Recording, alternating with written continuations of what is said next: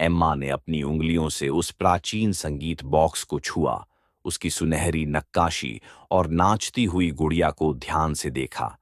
उसे यह एक पुरानी हवेली में आयोजित नीलामी में मिला था, जहां यह धूल धूसरित चीजों के बीच छिपा हुआ था। बूढ़ा विक्रेता इसे बेचने के लिए बेचैन दिख रहा था, मानो वह इससे जल्द से जल्द छुटकारा पाना चाहता हो।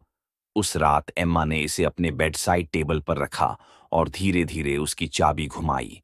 जैसे ही गुड़िया घूमी, एक मधुर लेकिन अजीब सी धुन बजने लगी। उस धुन में कुछ था, कुछ असामान्य। सुरों में एक अजीब सी बेचैनी थी, मानो कोई अनकही कहानी कहने की कोशिश कर रही हो।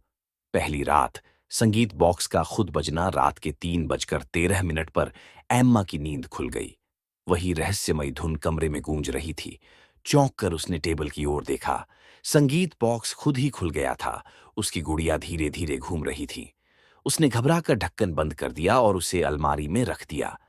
दूसरी रात फुसफुसाहटें शुरू होती हैं। जैसे ही एम्मा सोने लगी, उसे धीमी धीमी फुसफुसाहटें सुनाई देने लगीं। किसी छोटी बच्ची की आवाज थी, मुझे बचाओ। आवाज पहले हल्की थी, मानो कोई दूर से पुकार रहा हो, लेकिन जैसे जैसे संगीत बजता रहा, वह आवाज करीब आने लगी। अब वह एक घबराई हुई और बेचैन पुकार बन चुकी थी। इससे पहले कि कुछ और होता, एम्मा ने अगली सुबह संगीत बॉक्स को कूड़ेदान में फेंक दिया। लेकिन उसी रात ठीक 3:13 पर फिर से वही धुन बजने लगी। एम्मा का खून जम गया। वह धीरे धीरे अपनी आंखें खोलकर देखने लगी। संगीत बॉक्स वापस उसकी टेबल पर था। ढक्कन खुला हुआ था और इस बार नाचती हुई गुड़िया सामान्य नहीं थी। उसका चेहरा विकृत हो चुका था, एक डरावनी उदास मुस्कान के साथ। कमरे में अचानक एक ठंडी लहर दौड़ गई। पीछे से किसी ने धीरे से फुसफुसाया, तुमने मुझे क्यों छोड़ दिया?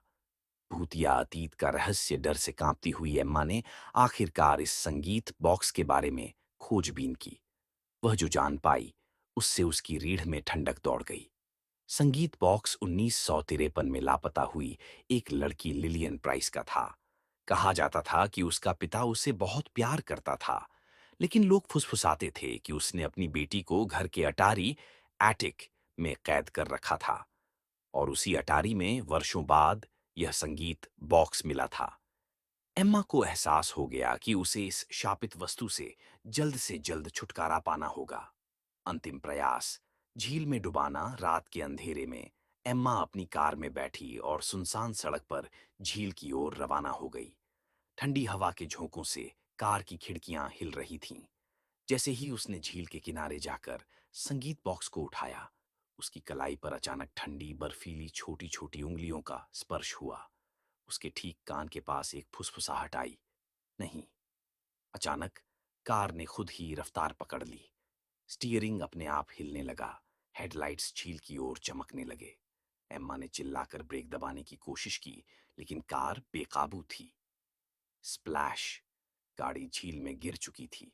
अंदर पानी भर रहा था। संगीत बॉक्स पानी में तैरने लगा और उसकी धुन अब भी स्पष्ट रूप से सुनाई दे रही थी।